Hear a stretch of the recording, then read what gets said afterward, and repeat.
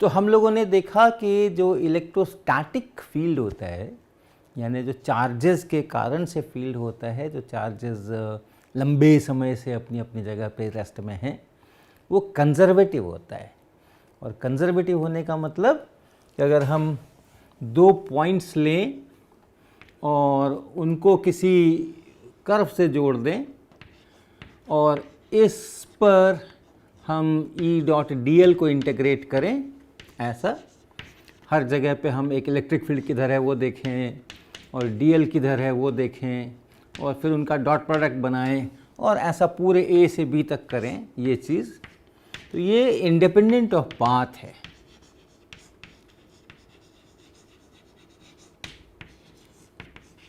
ये केवल A और B पर ही निर्भर करता है।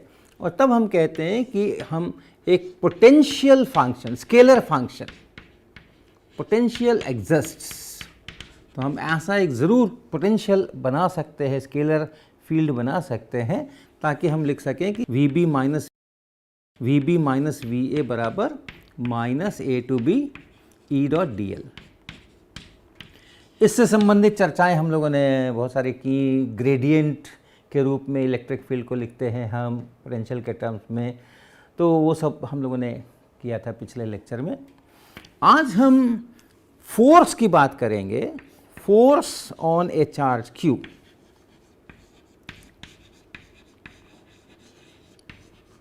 Due to a charge distribution.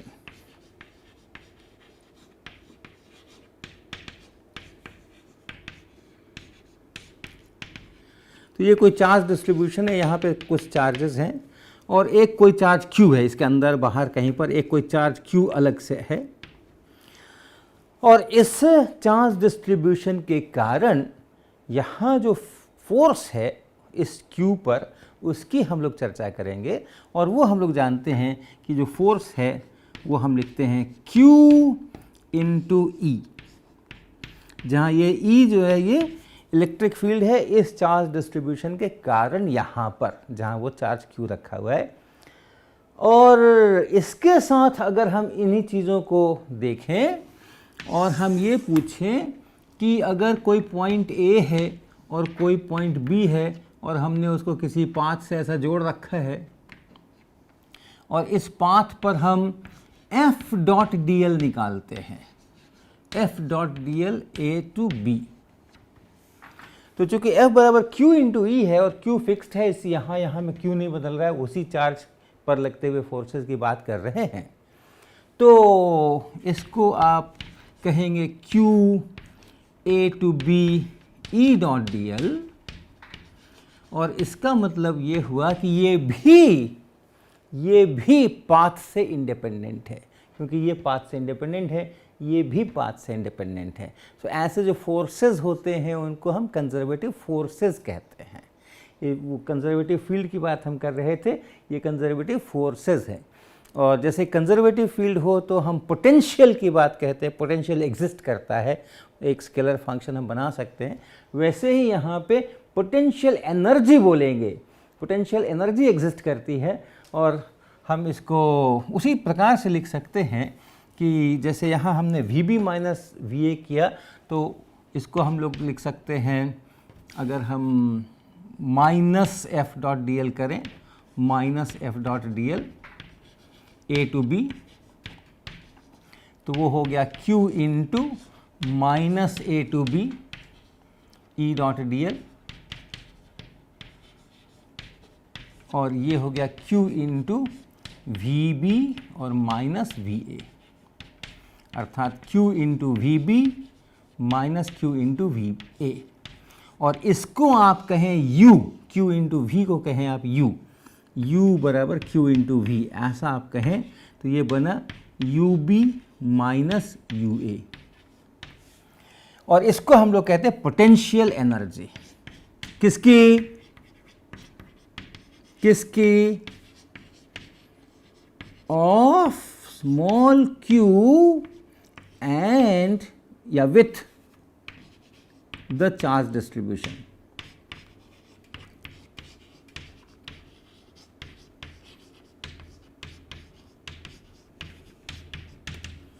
ये चार्ज डिस्ट्रीब्यूशन फिक्स्ड है अपनी जगह पे।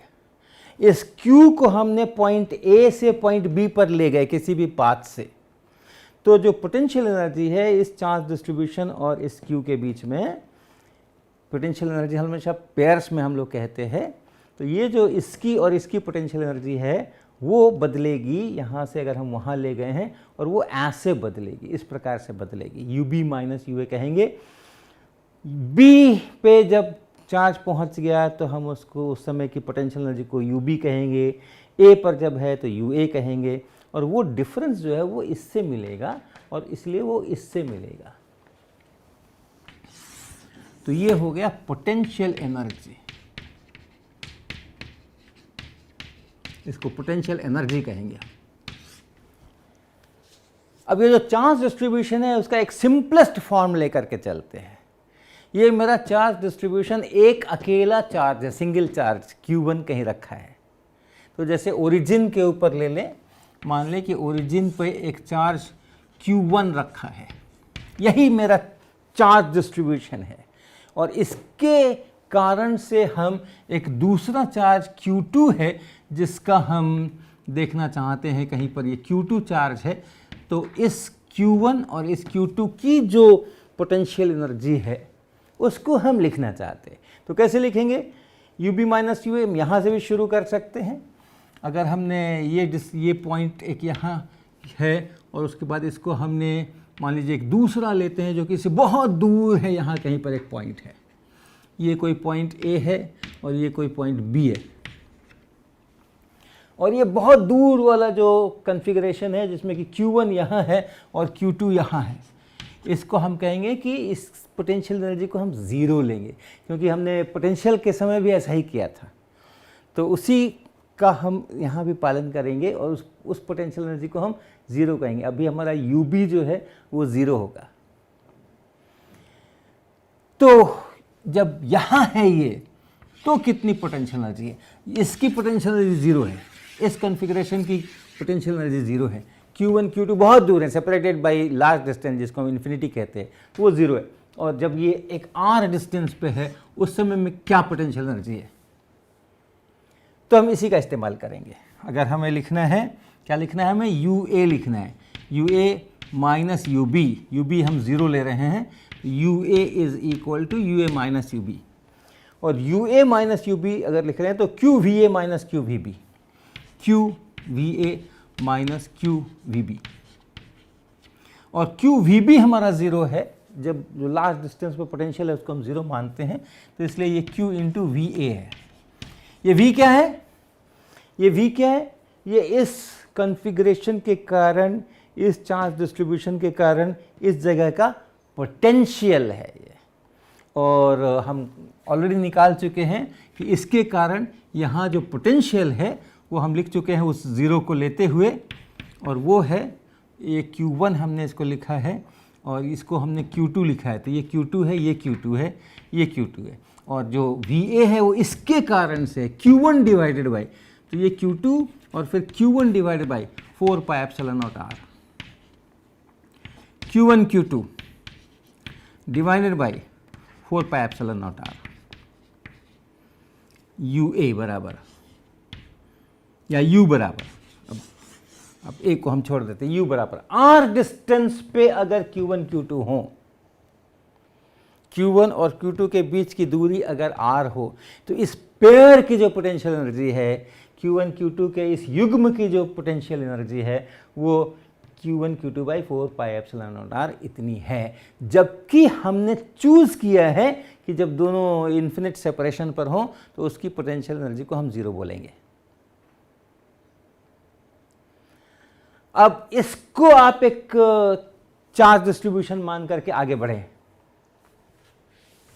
अब हम इन दो चार्जेस का मिलकर के एक कॉन्फ़िगरेशन बनाते हैं, एक सिस्टम बनाते हैं, और ये हमारा ओरिजिनल चार्ज डिस्ट्रीब्यूशन हुआ। इसकी अपनी पोटेंशियल एनर्जी मुझे पता है जो हमने अभी निकाली, लेकिन इसके साथ एक तीसरे चार्ज की इसकी जो पोटेंशियल एनर्जी है, इसको लाने से पोटेंशियल एनर्जी में क्या परिवर्तन हो गया। ये Q3 अगर लार्ज सेपरेशन पर होता तो इसके कारण जो पोटेंशियल एनर्जी बन रही है उसको हम जीरो कहे होते, और वहाँ से इसको यहाँ तक ले आए तो कितनी पोटेंशियल एनर्जी बन गई। इसकी अपनी पोटेंशियल एनर्जी जो है उसके अलावा वो अब हम लिखना चाहेंगे, तो वो भी उसी तरह से हम लिखेंगे। ये जो है इसको हम एक u प्राइम कह देते हैं, याद रखिएगा। ये किसके लिए लिख रहे हैं? Potential energy of Q3 with Q1 Q2। Q1 Q2 की अपनी जो खुद की पोटेंशियल एनर्जी है वो इसमें शामिल नहीं है। Q3 के साथ जो इसकी पोटेंशियल एनर्जी है, Q3 के आने से जो पोटेंशियल एनर्जी बनी है, सिर्फ वो लिख रहे हैं। वो कैसा लिखेंगे हम? Q3 into potential. कहाँ पे पोटेंशियल? जहाँ ये Q3 है। और किसके कारण पोटेंशियल? इसके कारण से पोटेंशियल। और वो कितना लिखेंगे हम? तो उसके लिए हम एक सिस्टम बना लेते हैं ओरिजिन लेकर के, और कोऑर्डिनेट सिस्टम। Q1 का जो पोजीशन है उसको हम R1 वेक्टर कह लेते हैं, Q2 का जो पोजीशन है उसको हम R2 वेक्टर कह लेते हैं, और Q3 का जो पोजीशन है उसको हम R3 पोजीशन वेक्टर कह लेते हैं। तो यहाँ पे Q3 तो ठीक है, और पोटेंशियल, इसके कारण यहाँ पोटेंशियल क्या लिखेंगे? पहले Q1 के कारण पोटेंशियल, तो Q1 से और यहाँ का डिस्टेंस जो है वो फिर वैसे ही Q1 Q3 का तो हम जानते हैं। Q1 के कारण से यहाँ Q3 पर क्या पोटेंशियल है वो तो हमें पता है, वो है Q1 divided by 4 pi epsilon not, ये डिस्टेंस, और ये डिस्टेंस है, ये R3 है और ये R1 है, तो ये हो गया हमारा R3 माइनस R1 या R1 माइनस R3 ये। और इसके कारण से भी यहाँ पोटेंशियल है plus Q2 divided by 4 pi epsilon not. इसके लिए ये डिस्टेंस चाहिए, ये है R1 और ये है R3, ये है R2 और ये है R3, तो ये हो गया R3 माइनस R2 या R2 माइनस R3, ऐसा। तो क्या बना ये? Q1 Q3 divided by 4 pi epsilon not R3 minus R1 और plus Q3 Q2 Q3 4 pi epsilon not और उनके बीच का डिस्टेंस R3 माइनस R2। और अगर आप इन तीनों की मिला के कुल पोटेंशियल एनर्जी जानना चाहते हैं तो इसकी जो अपनी इन दोनों की ये जो पेयर है इसकी जो पोटेंशियल एनर्जी थी वो भी ऐड कर दीजिए, तो ये पूरे सिस्टम की पोटेंशियल एनर्जी बन जाएगी। Potential energy of Q1 Q2 Q3, ये पूरा क्या ऐड करेंगे? Q1 Q2 divided by this distance, तो क्या बन गया? Q1 Q2 divided by 4 pi epsilon not R1 minus R2 ये, और इन दोनों को लिख लीजिए plus Q2 Q3 divided by 4 pi epsilon not R2 minus R3, और तीसरा वाला Q3 Q1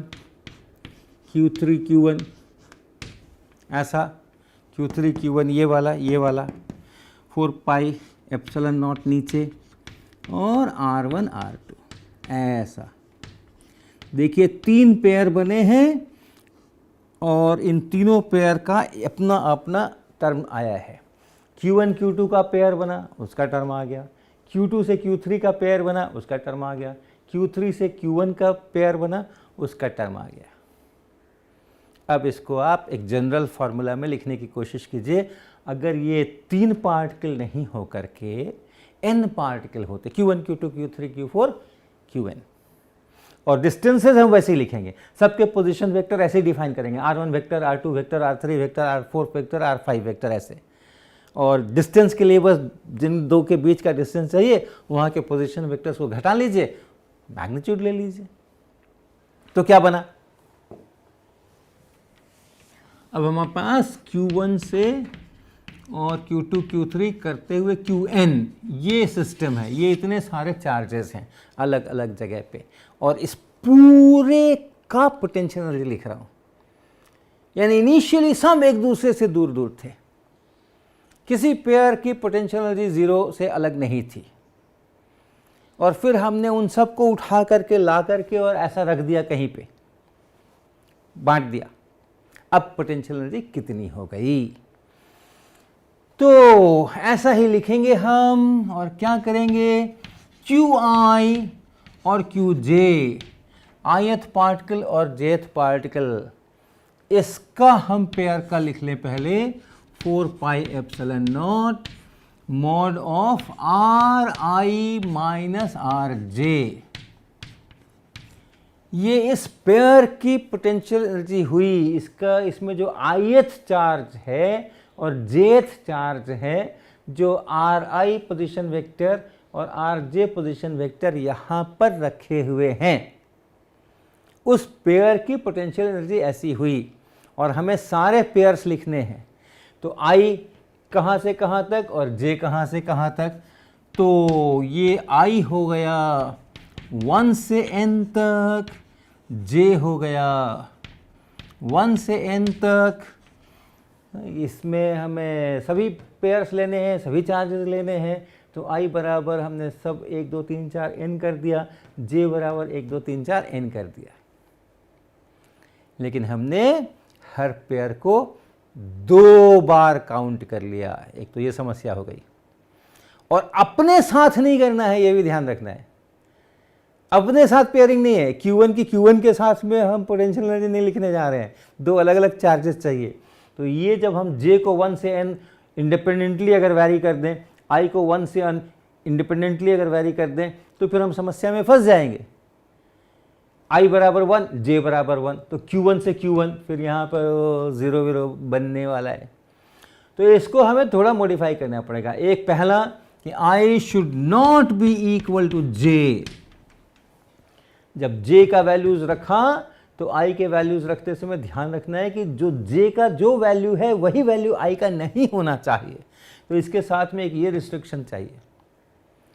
और उसके बाद भी आप हर पेयर को डबल काउंटिंग कर रहे हैं। अगर हमने कहा कि हमने J बराबर 1 लिया है और I बराबर 2 लिया है, ठीक है, एक पेयर बना। लेकिन जब हम J को बदलेंगे और J को 2 बना देंगे, और I को जब हम बदलेंगे तो I को 2 नहीं लेना है, लेकिन I को 1 तो लेंगे ही। तो यही पेयर 2 बार काउंट हो गया, Q1 और Q2 का पेयर 2 बार काउंट हो गया। तो हर चीज़ इसमें 2 बार काउंट हुई है, इसलिए इसके आगे आपको एक हाफ लगाने की भी ज़रूरत है। ऐसा लिख सकते हैं। और इसको एक दूसरे प्रकार से भी लिख सकते हैं हम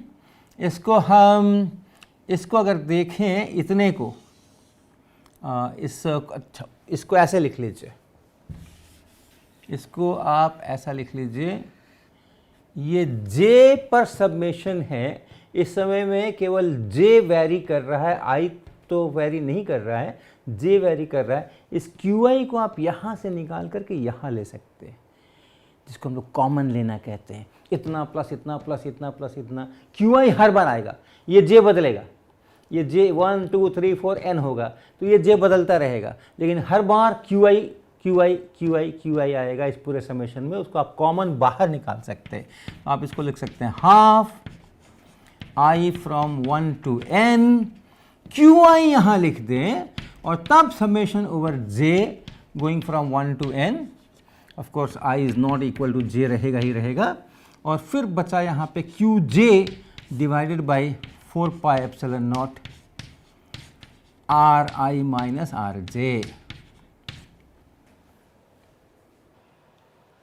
और आप देखिए ये क्या है, ये पूरा समेशन लेकर के ये क्या है,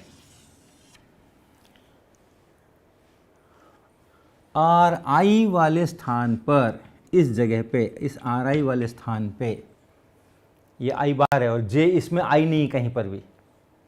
तो I वाले स्थान पे जहाँ चार्ज QI रखा है, उस स्थान पे बाकी सभी चार्जेस के कारण से ये पोटेंशियल है। बाकी सारे चार्जेस जो हैं I छोड़ करके, I बराबर J तो लेना ही नहीं है, तो ith चार्ज के स्थान पर, यानी इस स्थान पर और जो अलग अलग आरजे स्थानों पर ये क्यूजे पड़े हुए हैं उन सबके कारण से पोटेंशियल लिख के मैंने जोड़ दिया है। तो ये क्यूआई वाले चार्ज के स्थान पे बाकियों के कारण से पोटेंशियल है। इस क्वांटिटी को हम लिखने जा रहे हैं कैपिटल V और नीचे I। तो ये क्या बना, ये बना हाफ और ये हो गया I going from 1 to n QI और फिर ये VI। ये पूरी चीज़ मैंने यहाँ लिख दी। ये चार्ज इस QI के चार्ज के स्थान पर बाकियों के कारण से जो पोटेंशियल है वो हमने यहाँ पे लिख लिया।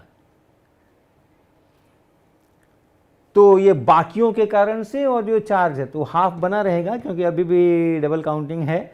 अब हमारा I बराबर J का मामला तो खुद ही सलट गया क्योंकि बाकियों के कारण से लिखना है, अपने कारण से नहीं लिखना है। तो ये एक दूसरा एक्सप्रेशन हम लोग इसको लिख सकते हैं पोटेंशियल एनर्जी के लिए। जो U है वो है half summation over I QI VI। और याद रखिएगा ये जो VI है is potential at the position of QI due to rest of the charges। तो ऐसे भी इसको हम लोग लिख सकते हैं, भांति भांति से लिख सकते हैं। हमने ये ऐसे अलग अलग पेयर वाइज लिखा, उस पेयर वाइज को फिर हमने एक कॉम्पैक्ट फॉर्म दिया, उसी को फिर हम ये V के रूप में पोटेंशियल के रूप में लिख रहे हैं। यहाँ से हम कंटिन्यूअस चार्ज डिस्ट्रीब्यूशन की ओर बढ़ सकते हैं। ये डिस्क्रीट चार्ज डिस्ट्रीब्यूशन था।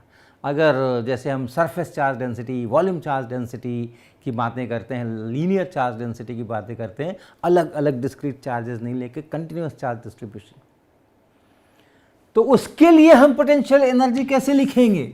अगर मान लीजिए एक स्फीयर है या कोई वॉल्यूम है और उस वॉल्यूम के अंदर में चार्ज डिस्ट्रीब्यूटेड है, रो चार्ज डेंसिटी मुझे पता है dq/d, ये चार्ज डेंसिटी है और ये चार्ज डेंसिटी अपना अलग अलग जगह पे अलग अलग हो सकती है। तो इसकी पोटेंशियल एनर्जी अगर लिखनी हो तो हम कैसे लिखेंगे? तो हम इसी को एक्सटेंड कर सकते हैं, इसी को ट्रांसफॉर्म कर सकते हैं और देखिए क्या होता है। हाफ QI ith चार्ज, अब ith चार्ज नहीं है, अब हमारे पास में एक छोटा वॉल्यूम होगा, उस वॉल्यूम के अंदर में कुछ चार्ज होगा, d tau प्राइम ये वॉल्यूम है और इस जगह पे जो चार्ज है, अगर इस पोजीशन को हमने r प्राइम कहा तो यहाँ जो चार्ज डेंसिटी है उसको इससे मल्टीप्लाई करेंगे तो वो छोटा चार्ज बनाएंगे, QI की जगह हम वो लिखेंगे। तो ये बना रो एट r प्राइम, ये रो यहाँ जो चार्ज डेंसिटी है इनटू ये d tau प्राइम। ये किसके लिए लिखा गया? QI के लिए। और VI, ये VI क्या है? ith चार्ज के लोकेशन पे बाकियों के कारण पोटेंशियल। तो इस जगह पे इस पूरे के कारण से जो पोटेंशियल है वो है ये। और चूंकि ये d tau है, d tau प्राइम है, गोज टू ज़ीरो जब भी इंटीग्रेशन वगैरह करेंगे लिमिट ज़ीरो, इसलिए इसको छोड़ के बाकियों का भी वही होगा जो इसको लेकर के पूरे का है। तो पूरे वॉल्यूम चार्ज डिस्ट्रीब्यूशन के कारण से जो यहाँ पोटेंशियल है उसी को देखना है अपने को, क्योंकि ये तो जब इंटीग्रेशन करेंगे तो लिमिट में ये जीरो ही होने वाला है, तो इसको छोड़े ना छोड़े का मतलब नहीं है। तो इसको सीधा सीधा हम V लिखेंगे, V एट r प्राइम। ये पोजीशन जो है ये r प्राइम पोजीशन है, यहाँ पे इस चार्ज डिस्ट्रीब्यूशन के कारण क्या पोटेंशियल है और यहाँ पे ये चार्ज इतना है और इसको हमें इंटीग्रेट करना होगा। कहाँ? उस पूरे वॉल्यूम पे, volume containing all the charges, all the charge distribution।